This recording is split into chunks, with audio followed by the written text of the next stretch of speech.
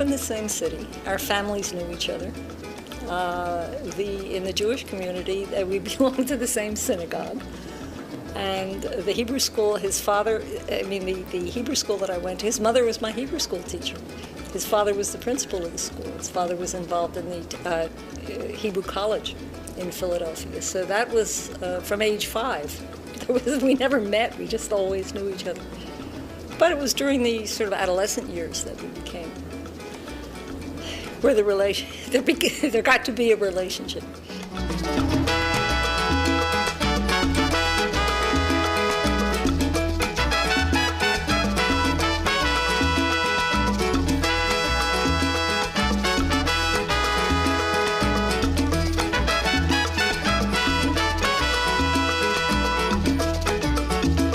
In 1993, there was a list of the top 10 authorities cited in U.S. academic journals of the arts and humanities in the previous 7 years. So this is a list from number 1 to number 10. Number 1, Karl Marx, Lenin, William Shakespeare, Aristotle, the Bible, Plato, Freud, Noam Chomsky, Hegel, Cicero.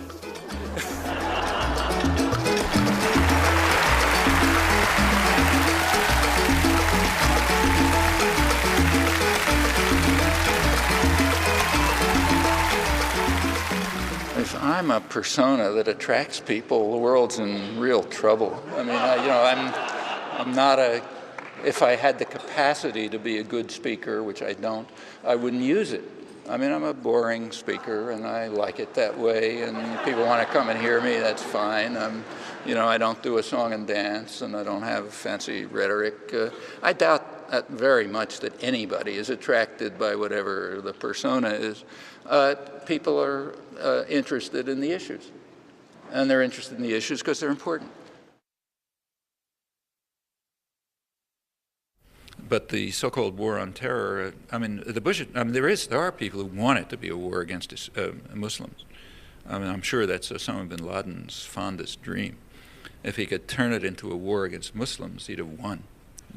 Then you get the Muslim world fighting the West, and there'll be a battle to the end of days. And I'm sure ultra-right Christian fundamentalists want the same thing. It's one of the reasons they support the extremist right in Israel. So yeah, there are people who would like that to turn out, but I'm sure that the guys planning it in Washington don't. I mean, that'd be the craziest thing for them to even think about. That's why they tossed North Korea into the axis of evil. Well, what's North Korea got to do with Iran and Iraq? I mean, I got more to do with them. But North Korea is not Muslim, so if you throw that in, it sort of makes it look as it's not a war. And it isn't, I mean, it's pretty obvious. I mean, just say the last assassination in Yemen, which everybody thinks was wonderful. Suppose this was assassination of a person who was suspected of involvement in terrorist acts and 5 other guys who happened to be around. Okay, and that's considered, peaches and cream. Suppose that Cuba assassinated Orlando Bosch, say. I mean, maybe the leading international terrorist in the world. You don't have to suspect him. He's got a long record of terrorist activities, including involvement in blowing up a Cubana airliner, killing 73 people, and a whole bunch of other stuff. And he's happily living in Florida, along with a whole pile of other international terrorists. So suppose Cuba assassinated him, with a missile attack. What do you think would happen? It would have drastic retaliation, which could go all the way.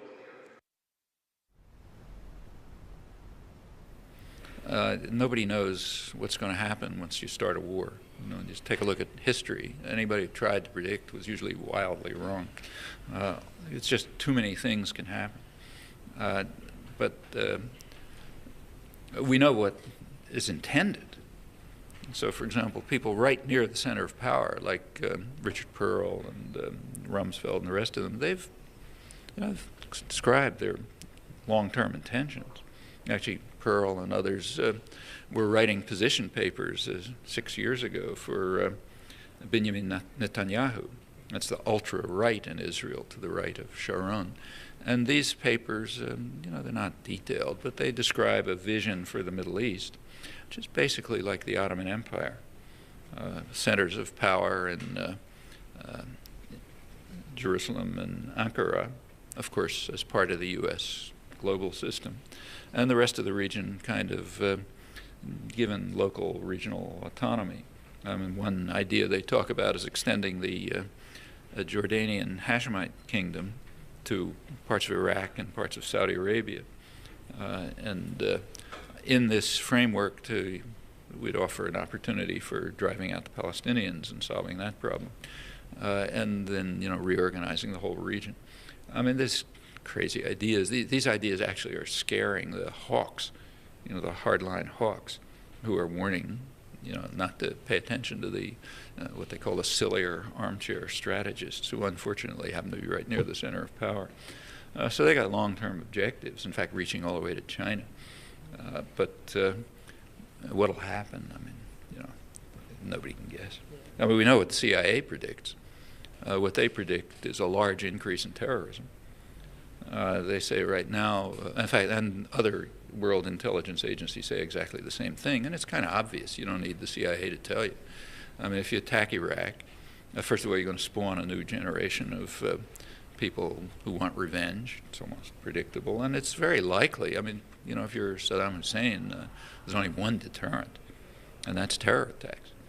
So, very likely. It wouldn't be surprising if there's somebody in New York has already assembled the parts of a nuclear bomb, sneaking it across the Canadian border, which is pretty porous, and it's just waiting for the signal. That's the kind of thing intelligence agencies have been worrying about for years, way before September 11th, and are expecting now as the consequence of an attack. Maybe it'll happen, maybe it won't. They don't know. Intelligence agencies aren't that, don't know that much, but it's a plausible expectation. Notice that the threats to our interest at that time could also not be laid at Iraq's door. This is March 1990.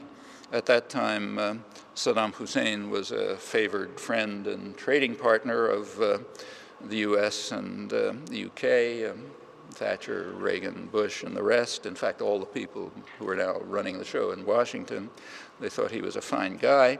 That was a position that he retained for another few months until August 1990, when he committed the first crime that really mattered, namely disobeying orders. At that point, he lost the status of moderate, which had been unaffected by such acts as gassing Kurds and torturing dissidents and using chemical weapons, and in fact everything else that he's now being correctly charged for that never mattered at all. And the US and Britain continued to not only support him, but provide him with the means to develop weapons of mass destruction. That continued right up till the first disobedience. These are all, again, facts it wouldn't do to mention in these grim days right now, especially when Tony Blair and George Bush and everyone else is talking about how we can't let this monster survive after he committed all these crimes, which they then enumerate, all accurately, but always missing a few words, like with our help, because we didn't care, and therefore we continued to provide him with weapons of mass destruction after them. That's invariably missing, as you can see. But it was there, and there were also reasons. The reasons were very straightforward. So as the State Department explained in early 1990, the reason is that our duty to support U.S. exporters. That's when they were overriding cabinet objections and congressional objections in continuing support for their friend Saddam, who was fulfilling his function properly, and continuing to help him develop weapons of mass destruction. George Bush the first was authorizing support for him up to the day before the invasion of Kuwait. The British were a little slower on the draw, and they continued doing it a couple of days later before they managed to realign their priorities. But Saddam Hussein's crimes had absolutely nothing to do with it. All of his worst crimes were behind him at that point. In fact, it's interesting, the people who recognize this are conservatives. So, for example, in Foreign Affairs, which is, the most respectable establishment journal you can think of, a couple of right-wing military analysts, John and Robert Miller, I think their name, a couple of years ago, pointed out that the number of people killed by the sanctions in Iraq is greater than the total number of people killed by all weapons of mass destruction in all of history. You know?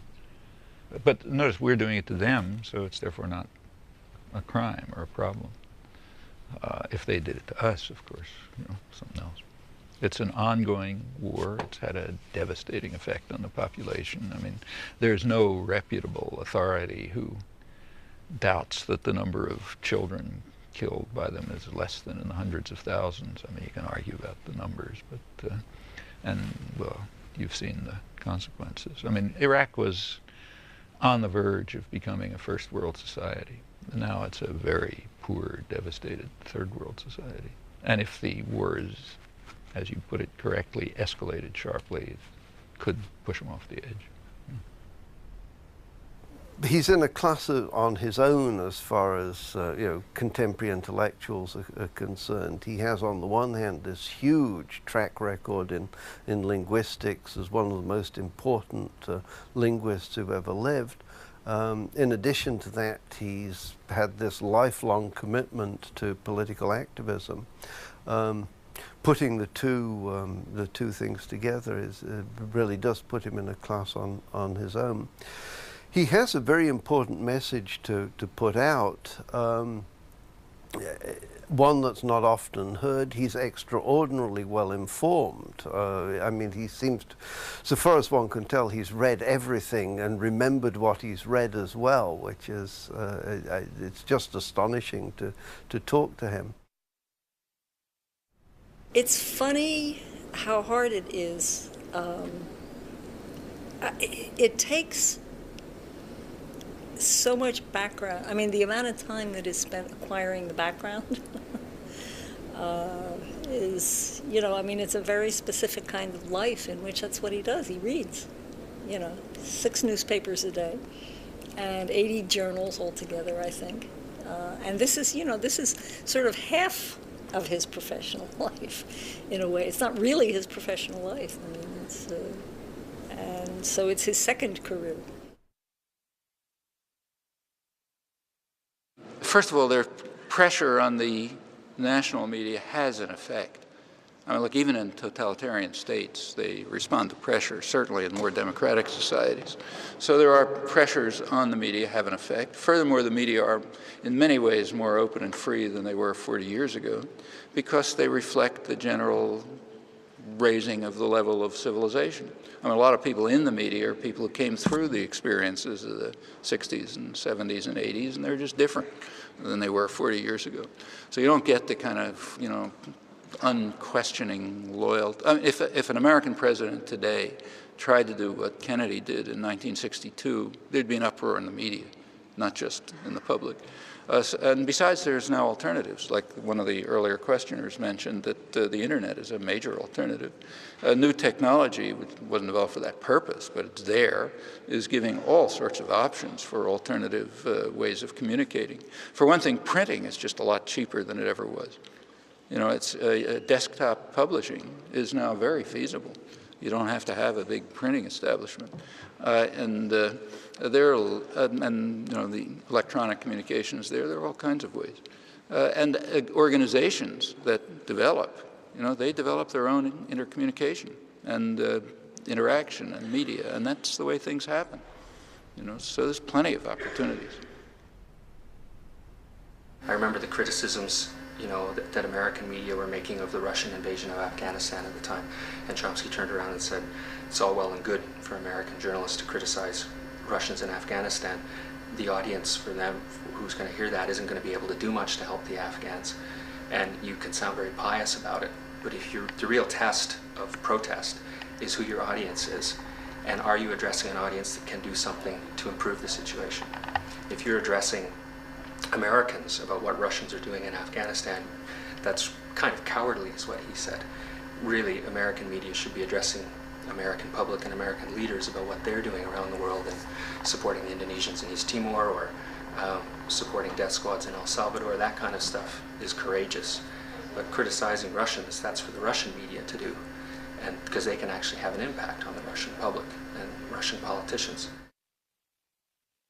I mean, the period when the press was most free was about the mid-19th century. I mean, at that time, just keeping to say England and the United States, the two cases that have been studied, I imagine it's the same elsewhere. In the mid-19th century, there was a very lively, popular press, very widely read by working people, by everyone, but much reached far beyond the commercial media at the time.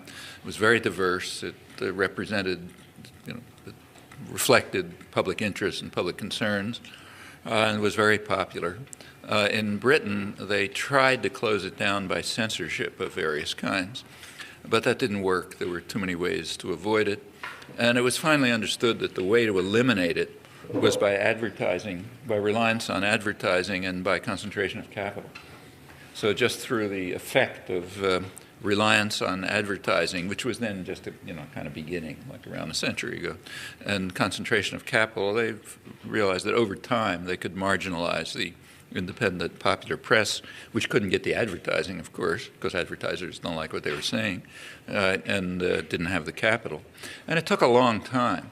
So in England, it was actually up until about 40 years ago, still the case 40 years ago, that the main newspaper in England, the Daily Herald, was a kind of labor-oriented, social democratic newspaper, very popular. Everybody had outsold all the others. The Mirror, which was the main tabloid, was the same, kind of leftist paper, popular paper. But they kind of succumbed to advertising pressure and capital control. The United States happened a bit earlier, but it was the same process. And advertising is, it's part of a much bigger industry. Advertising is part of the public relations industry, which is a huge industry. And it developed very consciously around the First World War in the two most democratic countries, England and the United States. And there's a good reason for it. They were coming to as the countries were becoming more free, that just through popular struggle, and people were winning the franchise, and you couldn't shut them up anymore by force, it was understood that you're going to have to control people by controlling opinion and attitudes, because we can't rely on force anymore. And control of opinion and attitudes means, there was actually a phrase for it. This was the time when what was called scientific management of work was becoming a big issue, Taylorite management, Ford and all that stuff.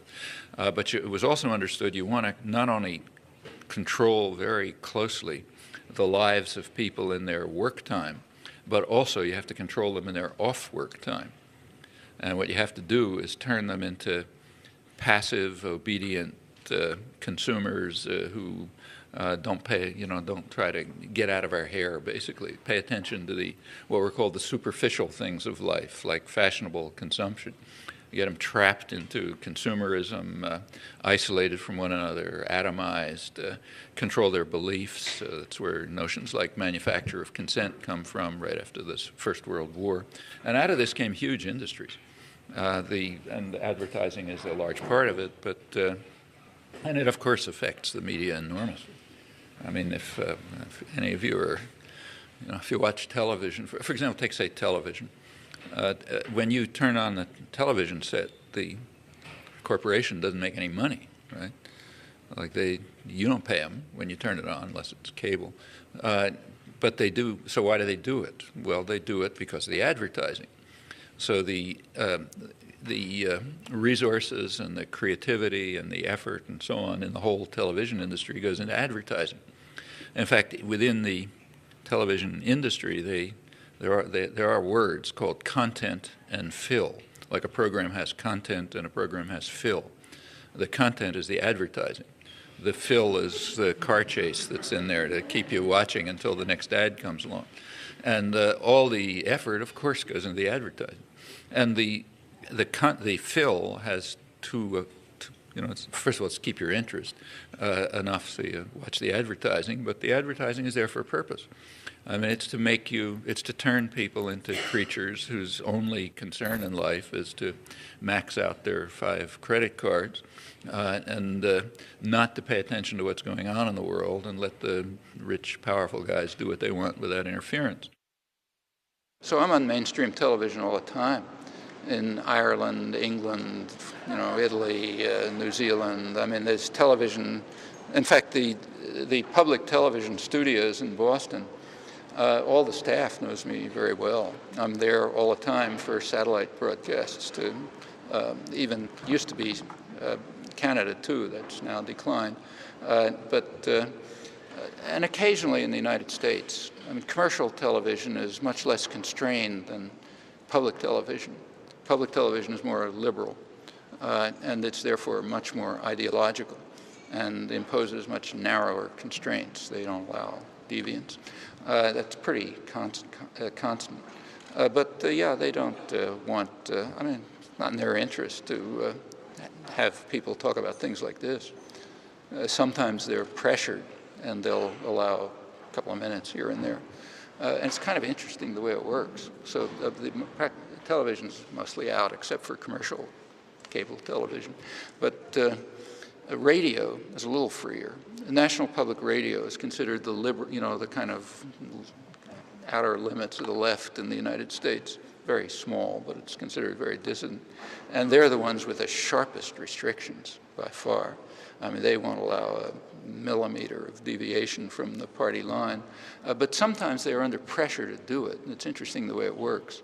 So, for example, during the first Gulf War, I'm pretty well known around Boston, you know, and that happens to be the center, the ideological center for National Public Radio. It's their flagship station and all that sort of thing. There's a lot of pressure there to let me be on now and then. So during the first Gulf War, they did approach me, and they told me I would be allowed to have 2.5 minutes. However, they insisted that I write out what I was going to say, send it to the central office so they could ensure that it's, you know, okay. And once they approved it, I had to read it. And they pre-recorded it to make sure that I wouldn't add a phrase that wasn't, you know, that went off the limits. The first time, I thought it's kind of ridiculous, but and so did the staff. The staff's mostly laughing, the engineers and so on. But I did read it, and the first reading took 2 minutes and 36 seconds. So they told me, no, I got to reread it. So I read it a little faster, got it into 2 minutes and 30 seconds, and then they actually did run it. And there are other things like that. I'll just mention one other case. Same National Public Radio again, the kind of left medium. They have a book review thing. And again, they're under a lot of pressure often to have something about books of mine. Around 10 years ago, there was a book of mine that was based on lectures over CBC. And it was actually a bestseller in Canada for years, but you know, nobody ever heard of it in the United States. It was never reviewed or anything. But there was pressure around Boston to get them to review that book, okay? So they finally agreed. And we again had a pre-recorded 5-minute interview with Robert Siegel, who's their big shot intellectual. And it was actually announced. Their main program, it's called All Things Considered, starts at 5 o'clock, and then you know every educated person is supposed to listen to it. And at 5 o'clock, they announced that they were going to have a review of this book. The publishers, South End Press, called me up and said, "Oh, great, it's going to be on." It got to 5:30. It got to 5:25. At 5:25. The program stopped, and there were 5 minutes of music. You know, at 5:30, when they move into the next segment, they announced the next segment, and phone calls started coming in from all over the place, saying, you know, what happened to that 5-minute review? And people, I wasn't listening, but people started calling me and saying, you know, what happened to the review? So after about 10 minutes, I got a call from the manager of the whole thing in Washington, who said, you know, something very strange. We're getting a lot of calls saying that your review didn't appear, but we know that it did. I see it right on my program here. So I said, you know, I don't know anything about it. About 10 minutes later, she called me back, very chagrined, and she said that she was overruled for the first time ever by some higher-up who heard the announcement in the first 5 minutes and canceled it. Well, you know, that caused quite a furor. She was very upset, you know, for professional reasons. Didn't want to be overruled. And there was a lot of public reaction. So they finally agreed to redo another 5 minutes, you know, pre-recorded, and that was the second one they actually ran. Well, that's off at the left liberal end of the spectrum. When you move to the more conservative commercial media, they're less constrained. There are some extremely violent right-wing groups that, for whom he is absolute anathema. I mean, they're virtually the devil incarnate, and these are groups that in the past have not hesitated to use violence or even assassination to make their case. Most of the strongest hostility at the moment seems to be coming from Zionist groups, as far as we could observe. There was a Cambodian group that put up posters denouncing him for what they claimed was denying that there was ever a massacre in Cambodia in the 1970s, which in fact he never has done, though he's disputed details of the official story that came out at that time. And that, I think, is, so far as I can see, that's not doesn't seem to be a terribly dangerous group, but I thought some of the Zionist groups might be. Every charismatic leader seems to have ultimately been found to have feet, or at least 1 foot of clay. It's something that's hard to live up to. You know, if you're lucky, you'll die before all the books are written. But if you're not, you'll have to put up with a lot. And certainly, a lot of people are afraid to get into public life because they will be attacked personally at every level, as Chomsky has been. But I think if the American right saw him to be that leader, his life might well be in danger. Certainly lives have been lost under suspicious circumstances. And I'd be willing to go as far as to say that as long as he's talking, he's being effective. But if he puts himself in a position where they see him as a danger, then he may in fact be in some kind of physical danger. I honestly believe that. He is an extremely controversial figure, and his you know, his message about American foreign policy is completely uncompromising, so I think he expects, you know, the hostility. He doesn't expect everyone to just you know, accept this and think that it's an obvious truth. I mean, there's a huge propaganda industry seeking to ignore it or to put a different point of view out. Guys who are now in office, recycled Reaganites mostly, they understand that very well. That's the way they kept the country under control in the 80s, by one or another. You know, the Libyans are coming, the Sandinistas are coming, on, and it frightened people, and people are genuinely frightened. So when George Bush says if we don't stop him today, he's going to come after us tomorrow with weapons of mass destruction, it scares people. I mean, very honest, serious people stand up at meetings and very heartfelt comments saying, you know, yeah, I'm anti-war and I don't like this, but he's going to come after us and there'll be a mushroom cloud. And in fact, if you look around the world, you'll notice that the only people afraid of Saddam Hussein are people from the United States. People in the region aren't afraid of him. Europeans aren't afraid of him. I don't know about Canada. I don't follow that closely. But in the United States, there's real fear. And that's the way you control people. If you want to divert the attention of the population from an assault that you're carrying out against them, frighten them. I mean, it's an old story. You know? And it's used by, you know, I mean, it's second nature to everybody.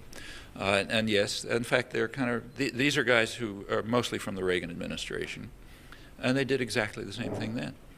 So 20 years ago, they came in, you know, Reagan administration did it. They're following the same script. First, drive the country into a deep deficit from a budget surplus, the government from surplus to deficit. That means you have to you have to cut back social spending, which is very important.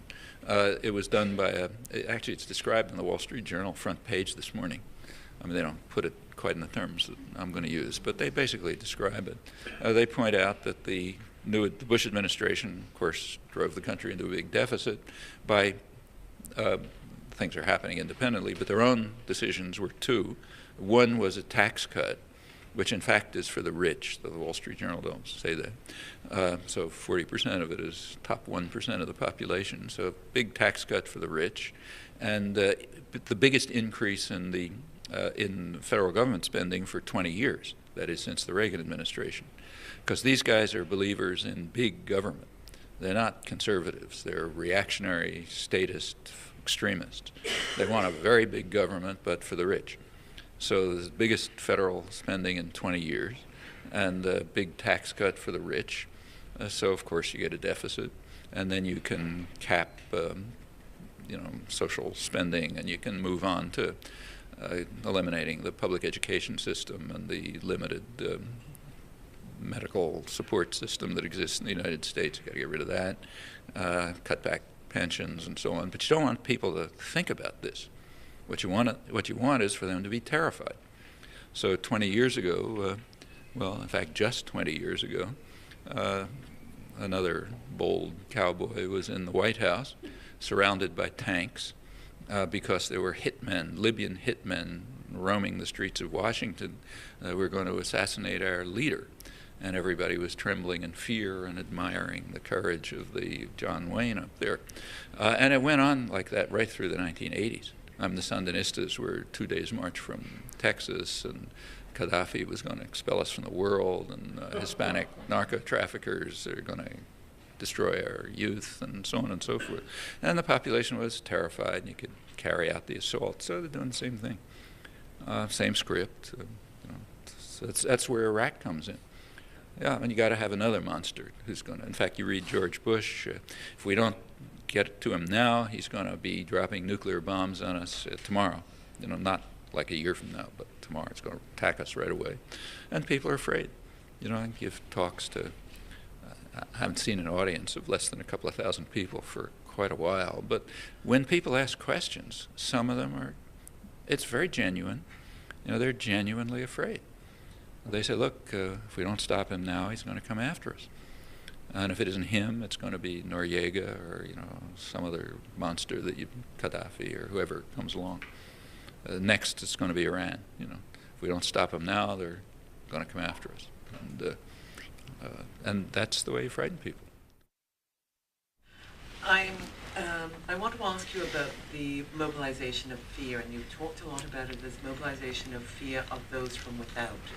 But one of the things that I guess I would ask you is the way in which mobilization of fear from within can be actually damaging to organizing in terms of fear of one's neighbor, fear of the people who live in your community, and there's ways in which Canada too has been caught in that mobilization, so it's not just fear of being invaded by Saddam Hussein, which in some ways is easier to address than it is to be immobilized by fear that the person you knew is somehow, and it strikes me that that's an element of fear that I'd be interested in you commenting on and what impact that's had in America, because I think that's something which at least I'm very conscious of in reading the news on an ongoing basis, and it strikes me as very much a parallel. Fear of your actual neighbor, or fear of the guy down in the slums downtown? No, but also the sense that it's the people who came in through Canada and they were living in our community as normal. So anti-immigrant fear and that sort of thing. Exactly, and therefore, in some ways, very similar to what happened in the 1950s. So the 1950s ended up being not in fact a time of great organizing, but in fact a time of enormous repression, because everybody ended up turning on one another out of fear of one another. No, I see. I don't think there was that much repression in the 50s. I think it was internalized. I mean, if the actual repression associated with, say, McCarthyism, it was not very much. I mean, the people who didn't want to submit to it, I remember very well, just laughed at it. I mean, in fact, at the time of the Army McCarthy hearings, I was a grad student at Harvard, and you know, living at home. So they had one television set on campus for out-of-campus students, and a couple of friends of mine and I would go over in the afternoon and watch the hearings, and we were all cheering for McCarthy. For good reasons. He was being shafted because although he was a gangster, he ran up against bigger gangsters who were going to destroy him, namely the Army. He was fine as long as he was attacking weak people, but as soon as he went after the Army, he just got crushed. You know? So we were cheering for Joe, and nothing happened to you. You know, you could do whatever you wanted. There was almost no repression. It was powerful because people accepted it. In the 1960s, they tried to redo it, and people just laughed at them, and it collapsed. You know, the House Un-American Activities Committee was still around, and you know, they got people to come and testify, and they just laughed at them, and so it disappeared because they didn't have any force behind them. So yes, there's a lot. That's internal repression, when you accept repression when it barely exists, instead of standing up against it, in which case it can collapse. But fear of the person down the road or something, that's common. So take, say, the neighborhood where I live in near Boston. It's a kind of a professional, you know, upper middle class suburb with a lot of, you know, professors and doctors and that kind of thing. When you, at night, you know, every couple of nights, 3 o'clock in the morning, some horrible alarm goes off, waking up everybody in the neighborhood. Turns out everybody's got an alarm except us. Everyone has an alarm system, and they go off randomly, and they're all linked to the police station, which doesn't ever answer them because they assume they're false alarms, which they always are. You know? But or if it's not an alarm in a house, it's on a car or something. It's the same thing. So, and it's because people are scared. Well, what are they scared of? You know, I mean, the greatest threat in this town is maybe a cattle be lost or something like that. But people are scared, so they have to have alarms and this, that, and the other thing. And yes, they're afraid, and that's fostered.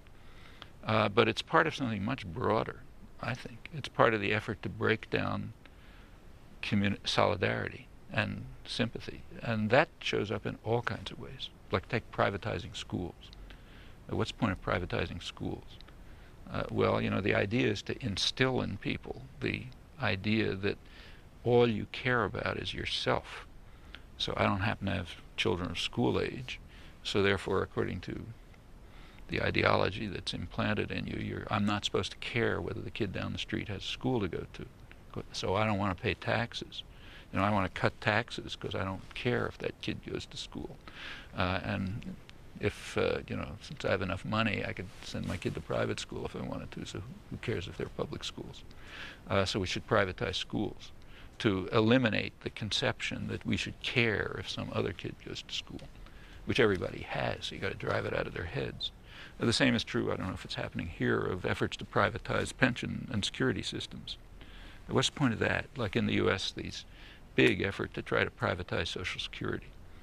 I mean, you know, financially speaking, it's ridiculous. It's a huge cost and everything else. But there are reasons for it. Social Security is based on an unacceptable principle, namely that each person, that you should care if the disabled widow across town survives. And you're not supposed to care about that. You're supposed to care about whether you have enough pairs of shoes and stuff like that, and, you know, enough cars and video games or whatever it is.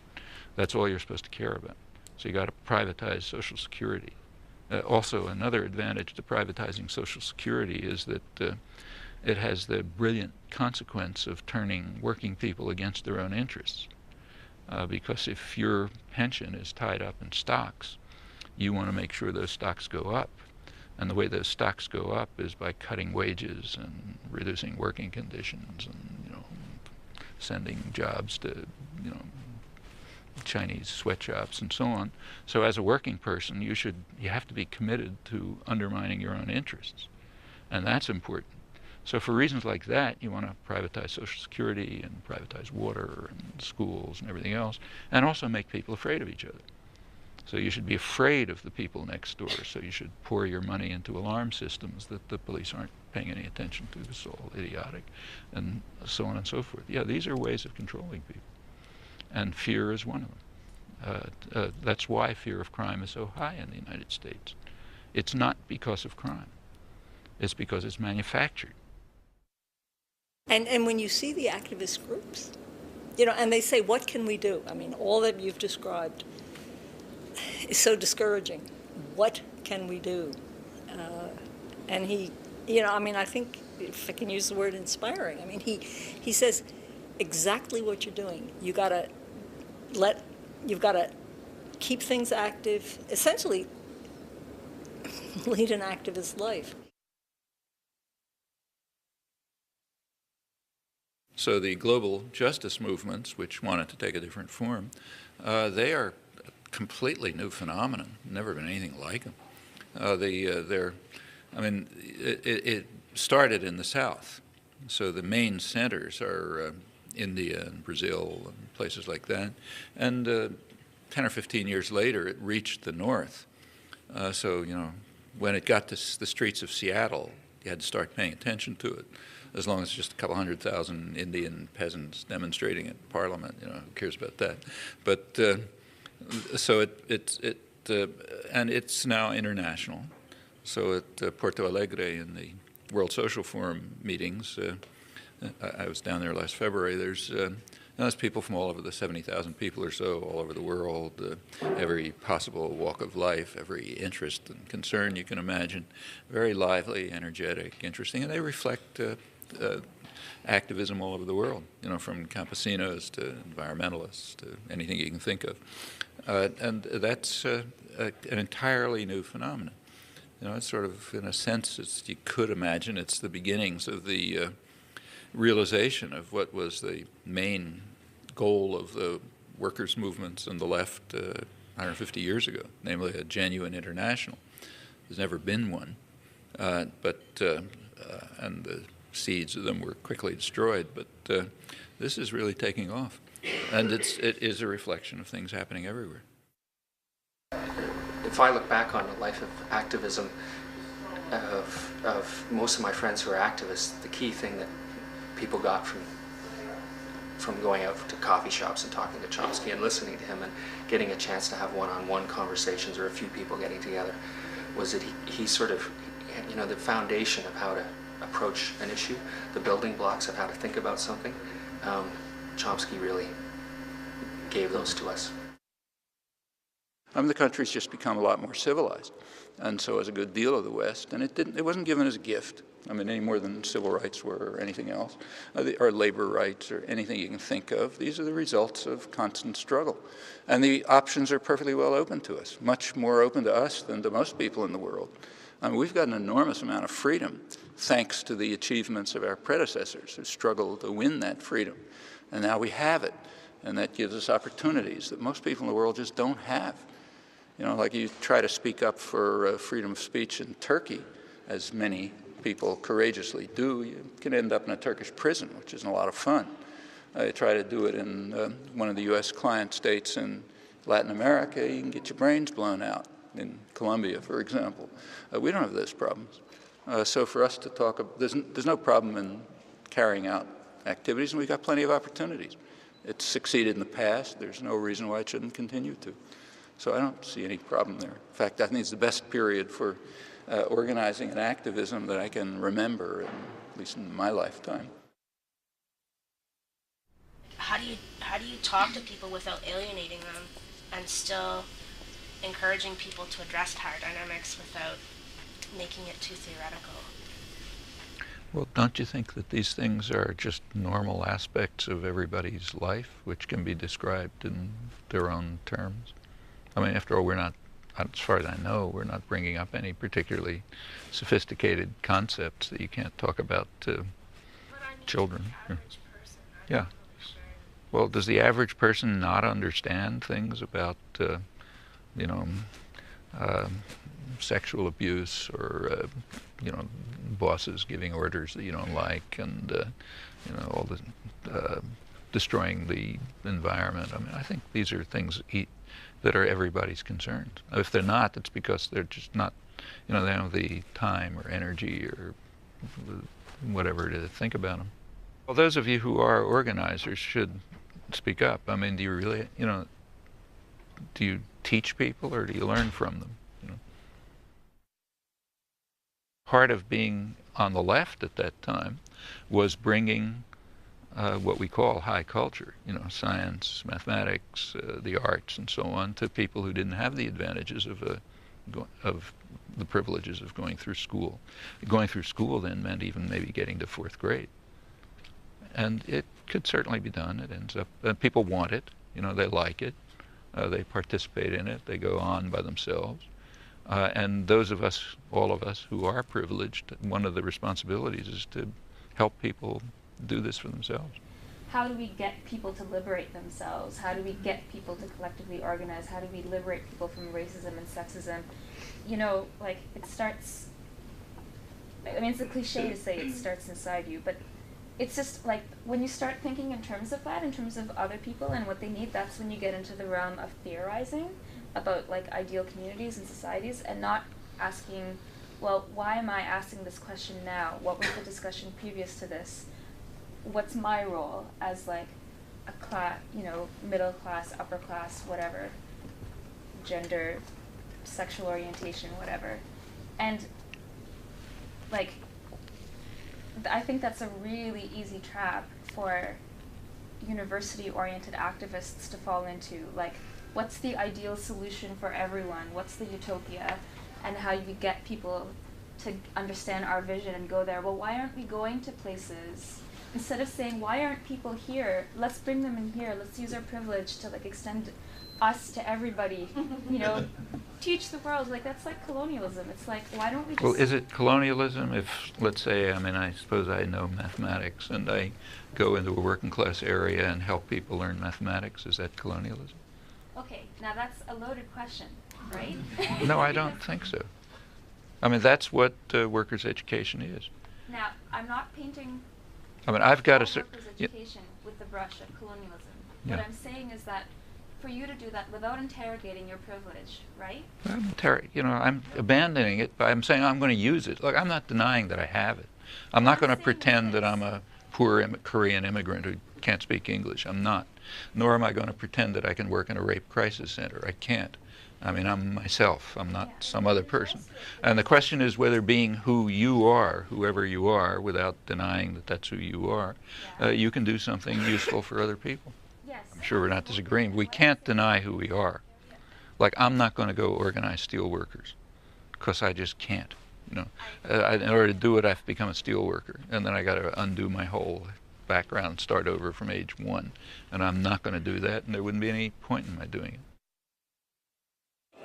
I appreciated his citing how much progress we've made in individual rights and freedoms in the last 40 years. It's good to be reminded of that, and because we get so bogged down. I get so bogged down. It's great to hear him push for a more popular struggle and know that, it does make a difference. There's a reason why we're much more free and there's a lot more justice now than there was in the past. There's a reason why human rights are much better protected.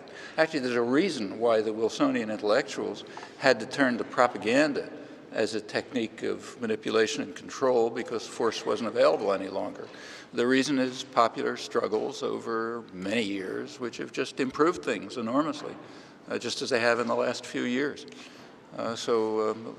Trilateral Commission intellectuals were worried about the ferment of the 60s and the excess of democracy. There's been many attempts to try to figure out how to crush it and to restore the indoctrination of the young, but they haven't worked. There's been much more activism and engagement and, in fact, progress in many dimensions in the last 20 or 30 years. So, for example, if you go back to the 1960s, just remember what things were like. There was barely any feminist movement. Women's rights sort of an issue way out at the margins. There was no environmental movement. Nobody cared about protecting an environment. There were no third world solidarity movements. There was no anti-nuclear movement. There was no global justice movement, these massive movements which really are very significant. There was no opposition to aggression. It was considered just fine. So the protests now over the coming war in Iraq are absolutely unique. They have no historical precedent, at least that I can think of. I can't think of another case in the entire history of European imperialism when there were protests before a war was started. It's in the last year. It's since September 11th. And he comments on that himself. I mean, it's the interviews, the requests for speaking, it's just inundated. And it's almost as if, I mean, this is my own take on it, that the desire of people to sort of hear another position in order to come to understand everything that's going on or that has happened it's just people are hungering for hearing an analysis, another analysis than the one they usually get. You look through hundreds of years of history, the West has a virtual monopoly of violence. So massive terror is the kind of thing we do to them. You know, they're not supposed to do it to us. September 11th was the first break. It's the first time in hundreds of years that any Western country has suffered on home soil the kind of thing they do routinely everywhere else. You know. And in Israel, it's sort of the same. Actually, it was pretty striking for me to see this. I mean, after September 11th, I had a ton of interviews everywhere, except the United States, of course. And often it was national radio and TV. And often a couple of times it turned out to be Irish and television and BBC back to back. And the difference in reaction was startling, you know. I mean, you know, things that if I said this much on Irish TV, okay, discussion over, everyone understands what I'm talking about. Try to say it on BBC, you have to go on for like about an hour to explain to them what you mean. The Irish Sea is a chasm, you know, and it just depends who's been holding the whip for 800 years and who's been under it for 800 years. And the same is true everywhere else in the world, you know. But for the West, the idea that anybody should do to us a fraction of what we regularly do to them is just outrageous, you know. And the same is true in Israel. It's a 35-year occupation. I mean, up until very recently, they were immune, literally immune from retaliation from within the territories. And they weren't acting very nicely there. It was brutal, you know, humiliating, repressive, robbing the resources, kicking the people out, and so on. But there was no retaliation. Okay, last year or two, there's some retaliation. So it's, you know, scandalous. It's also considered a scandal in the West, right? Because we do it to them, it's okay, but they do it to us, it's not okay. You know, so if Israel invades Lebanon with U.S. backing and kills 20,000 people, well, you know, it's the way the cookie crumbles. It's not a problem. But if it goes the other direction, a couple people get killed, yeah, that's a horror story. Well, the question that I was asked is, what was the effect of 9/11 on organizing? Seems to me it was kind of a dual effect. September 11th, it was immediately predicted, and now we can look back and see that the prediction was correct, that every repressive force in the world would take it as a window of opportunity to extend what they were doing. So, for example, the Russians took it as an opportunity to extend the attack in Chechnya, pretending that it's a war on terror, and now with the authorization of Washington. The Chinese did the same in Western China. Indonesia did the same in Aceh, Israel and the occupied territories, and so on down the list. Furthermore, just about every government used it as an opportunity to try to impose greater discipline on their own populations, under, again, the pretext of a war on terror. So that's true of the more dictatorial states, like, say, Central Asia. It's also true of the more democratic societies with prevention of terrorism ordinances and other devices of one sort or another, mainly to try to to discipline their own populations. These are just continuations of tendencies that are already in process, using this kind of opportunity to escalate it. And that was predictable, and of course it's happened. If you're interested in terror, you should look at its causes. Now, if, for the point of view of apologists for state violence, like the ones you're mentioning, you're not allowed to look at the causes because that's considered rationalization or justification. So if you try to look for the causes, like every sane person does, that's rationalization. What you're supposed to do is have tantrums and scream about Islamic fascism and blame it on the bad genes of the Arabs or something. But you're not allowed to look at the causes, and there's a good reason for that. As soon as you look at the causes, you start looking in the mirror. And that you have to block. You know, the main task of intellectuals, always, but now too, is to make sure that people never look in the mirror. We never look at ourselves. You only look at other people. The heckling, the leafleting at the door, there's, well, as you can imagine, there's an enormous amount of hostility. And the different groups will interrupt in the question-answer period, and, you know, oh yeah, there's a lot of, that shows up often.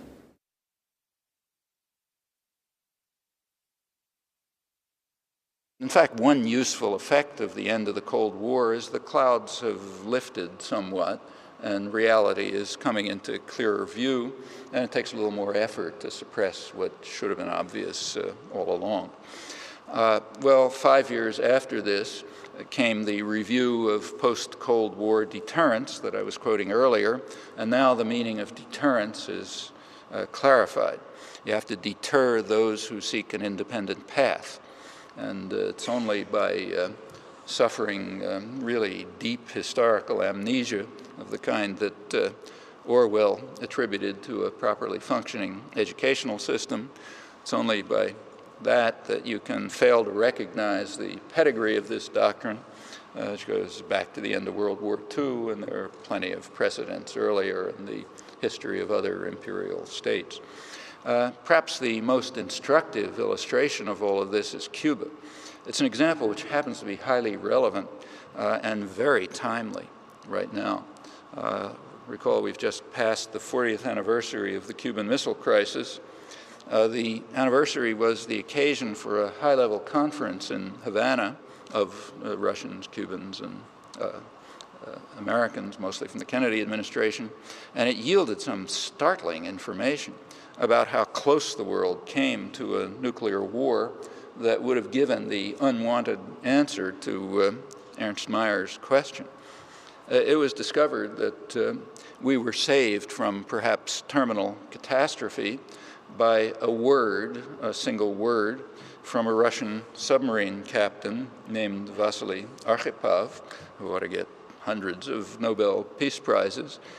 He countermanded an order to fire nuclear-armed missiles from a submarine that was then under bombardment by U.S. destroyers who were enforcing John F. Kennedy's naval quarantine. That's how close we came to the end of human civilization. Okay, one word from a Russian submarine captain. That was the most dangerous moment in human history. Historian Arthur Schlesinger commented, he's Kennedy's advisor at the time, when he heard about this. Robert McNamara, who was then Secretary of Defense, he observed at the conference, as he had before, that Cuba was justified in fearing a U.S. invasion. He said, if I had been in Cuban or Russian shoes, I would have thought so too. Those facts in no way mitigate the criminal lunacy of sending nuclear-armed missiles as a deterrent, or the other interactions of that very grim month in which we almost got the answer to the question whether it's better to be smart than stupid, the wrong answer.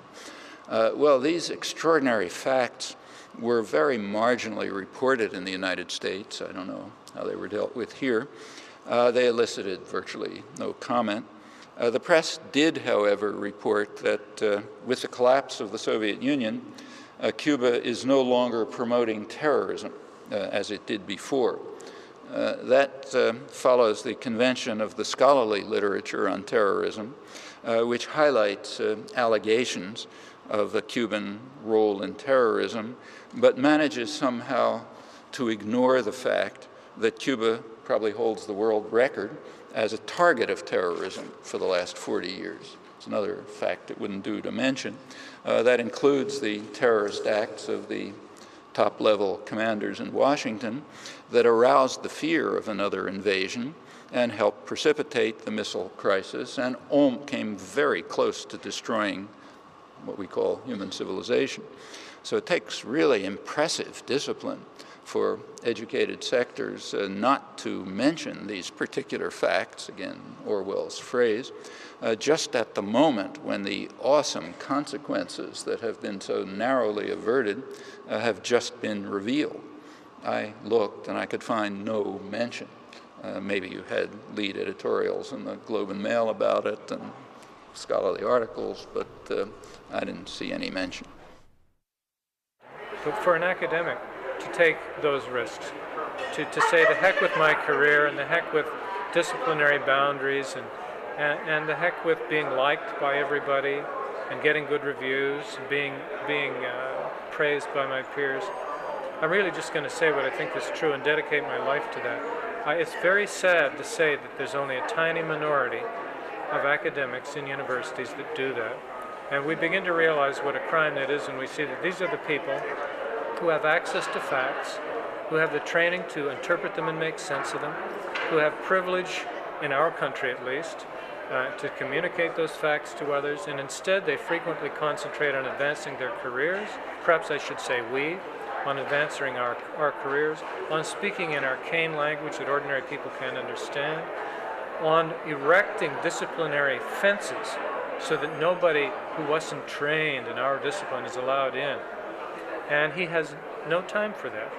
He has contempt for disciplinary boundaries. If he wants to learn economics, he studies it. If he wants to talk about history, he studies it. So we have somebody who is an intellectual and an academic, committing his life to justice, using all his intellectual resources, and not caring about disciplinary boundaries. When you put it all together, it's quite an unusual mix. Before 1968, there isn't a hint that Kennedy was trying to get out of Vietnam, because he wasn't. He was one of those extreme hawks in the administration. The declassified record shows that very clearly. After 1968, all these guys rewrote the stories, and it turns out that Kennedy was struggling to get out of Vietnam, and he thought the war was awful, and and then this bad Texan came in after him and escalated it. It's total nonsense. And you can see it when you compare what they were doing beforehand. Like Arthur Schlesinger wrote a day-by-day account of the 1,000 days. Not a hint there that anybody was even thinking of getting out of Vietnam. The issue never even came up. Afterwards, Kennedy was a real dove, wanted to end the war and so on. And then by now there's a whole industry of people, mostly on the left incidentally, trying to prove that Kennedy was trying to get out of Vietnam and that's why he was assassinated and so on and so forth. Kind of the Oliver Stone type business. It was totally false, And but that's the picture that intellectuals construct of themselves, post hoc. And since they're the only one, they're kind of like the custodians of history, it ends up that way. That's still be in the textbooks and the history books and so on. You want to find out the truth, you're going to have to go back to the original documents. You go to the Russell archives. You'll find out what it was really like. But you're not going to find it in the history books. So be cautious when you hear about intellectuals being fighters for justice. They sort of, when I look around the audience, the sort of rapt attention. I mean, the kids, they're leaning forward in their seats. And it doesn't come from anywhere else. In 1988, I guess I sort of naively, well, I knew he was well known, so we put up a simple poster that just said sort of Chomsky, assuming everyone would know who that is, and kind of gave the time and place. And we had it in the biggest room that we normally put people in, and we also rented the room next to that so they could have a live audio visual feed. We ended up having it on the same night as the major lecture series for McMaster, the Wooden Lectures. A very famous man came to do that. Despite all that, there was no way people could get into those two rooms. A lot of people were disappointed. They were standing, they were sitting in the aisles, everything else. So there were lots of people that time, but not as many as this time. And it's partly the book 911, it's partly the events of 911, it's partly the fact that things he's been saying for years are becoming more and more obvious to people. And he was prescient, he saw what was happening. And so yeah, his fame was great then, and it's greater now. What would the demographic mostly have been of people who were getting the tickets? It was across the board. It was students, it was professionals. We had people from pretty much all walks of life, and people that we hadn't seen before at the store. So it wasn't just regular customers, it was people from all over the city. Perhaps some of the youthful support for Professor Chomsky is looking for a figurehead, if you like, to focus their own feelings or critiques of many of the issues he's dealing with. I think if that kind of adulation, if you like, is focused on Professor Chomsky specifically, it's something that he would personally be very uncomfortable with and would do his utmost to discourage, given that issues of substance itself that need to be addressed. It is extremely difficult to keep, especially 9/11. I mean, we've always sold steadily the Chomsky stuff, and I think being close to the university has always helped that. And there is sort of an undercurrent in Hamilton of activism that, you know, people don't always see and they're not always aware of. So Chomsky has always sold steadily for us. But 9/11, because it's on so many people's minds, has sold extremely well. I think it is actually officially our best-selling book ever. And considering that it hasn't been available for all that long, I mean, that's extraordinary. But there is the fact that there is a small percentage of people who come simply because they've heard that it's big. Like someone was telling me the other day, they heard someone saying, "Oh, I hear this guy's Chomsky's coming, so I've got a ticket, and I don't know who's opening for him, but I hear." They thought he was a rock star. The hardest part is exhaustion for him. I mean, actually, part of the reason that I go is to sort of intervene as a, I mean, when it became sort of a rock star reception and fuss and bother, he really needs a manager to shepherd him around and to turn down adding something else and so on. And the question really was whether to hire a manager. And so the first thought was, well, I had just recently quit working. I mean, I had retired. And to see that I should go, the first trip, I mean, which was to South America. And, I'll go along, and I'll see if it works. Maybe it won't be so great for his wife to, but he said, yeah, try it, let's see. So I did, and it worked. In fact, it was very funny. In the Argentina portion of that, they're very laid back in sort of Latin American style. Nothing starts on time, and, it's all.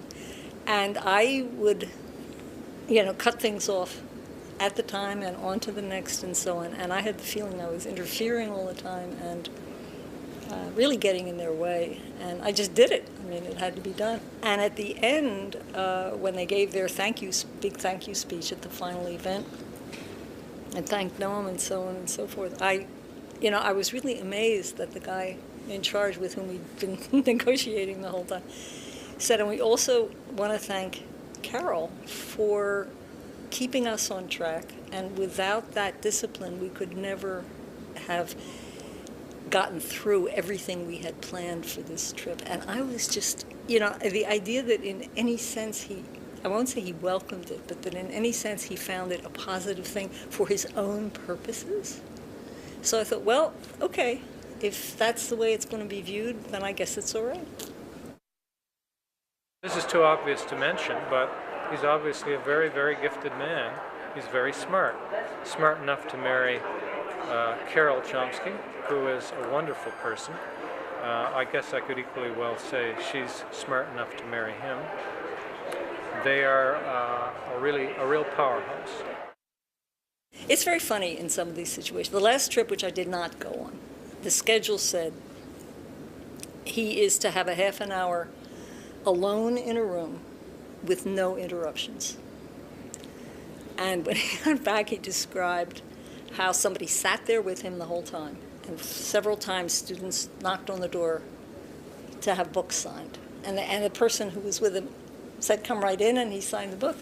So I was telling my son afterwards how, look what, I mean, it was clearly written there and it's supposed to be understood. And Noam said they just don't understand. They just don't understand what it means. So my son Harry said to me on the phone, he said, what is not to understand in alone and no interruptions? Here, one more. You gotta do one more. You gotta do one for me. And that's it? And then you're out. And then I'm gone. Honest to God. That's the bar. You don't want a book signed?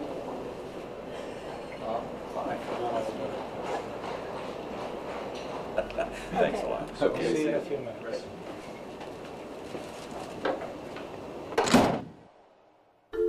Please join me in welcoming a man who has brought us all closer to the unapproachable goddess of truth, Dr. Noam Chomsky.